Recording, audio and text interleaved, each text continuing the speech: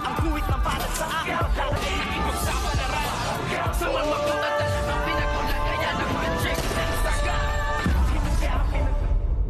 Good morning and welcome sa aking munting channel. Nagtagumpay nga itong si Tanggol kasama ng kanyang grupo. Sa sugal na kanilang pinasok ay nanalo sila at walang kaalam-alam ang kanilang kalaban na nagpalit pala ng baraha.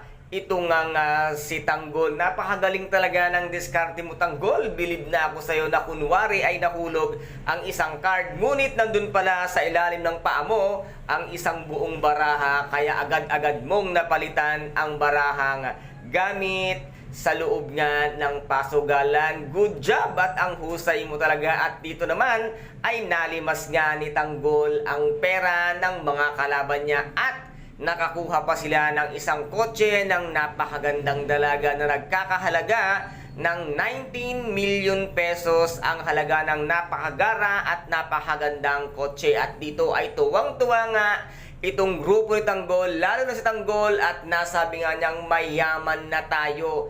At dinrive nga niya ang kotse. Dito talagang napakaligaya at napakasay Tanggol na halos mapasigaw siya sa sobrang kasiyahan. At dito naman ay nagtagpo na nga itong si Don Facundo at si Ramon, at laking gulat nga ni Ramon nang ipakita nga ang ibabayad sa kanila ay diamante. At dito nga ay uminit ang ulo ni Ramon at sinabi nga niya dito na hindi diamante ang ibinigay namin sa inyo, nasaan ang pera ko. Kaya't dito nga ay tinutukan ni Ramon ng baril ito ngang si Don Facundo dahil pera ang kanyang nais na makuha, hindi mga diamante. At dito nga ay nasabi niyang nasaan ang pera ko. Hindi naman agad nakakibo itong si Don Facundo dahil wala siyang perang maibigay kung hindi ang diamanting hawak lamang niya. Kaya't dito nga, ano ang mangyayari ngayon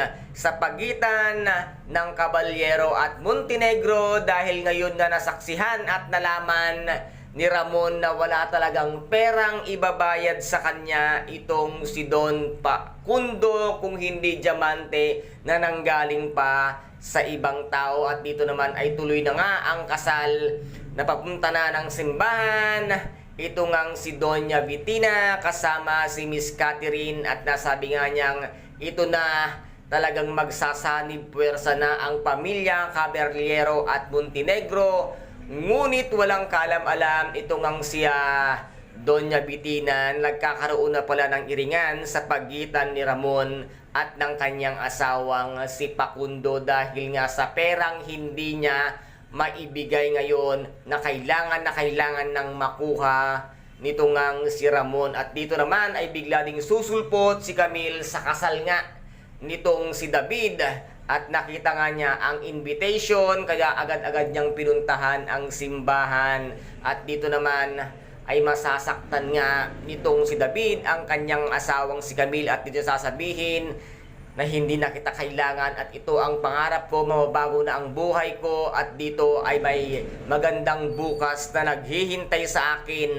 Ngayon, sa nangyayari sa pagitan nitong ang si Ramon at Don Facundo ay matuloy pa kaya ang kasal na inaasam-asam nitong ang si David. Kaya guys, ito po ang ating pakaabangan kung matutuloy ang inaasam-asam na kasal nga nitong si David. And guys, kung nagustuhan po ninyo ang aking videos for today, paki-subscribe na lamang po ng aking channel, paki-like and share para maging update kayo sa lahat ng gagawin kong videos.